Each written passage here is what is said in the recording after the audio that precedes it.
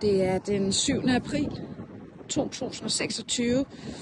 Jeg står hernede på kirkens jord, og hen over påsken er der blevet gravet ud til søen, som I kan se.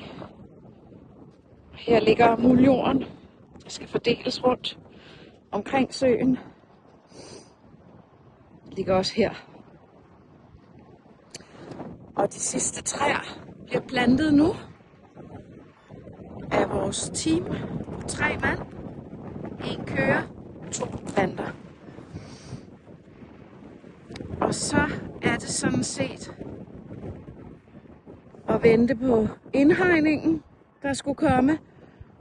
Og så overlader vi mere eller mindre resten til naturen. 6 hektar, inklusiv en sø, hvor regnvandet langsomt vil fylde den, og lerjorden holder den tæt.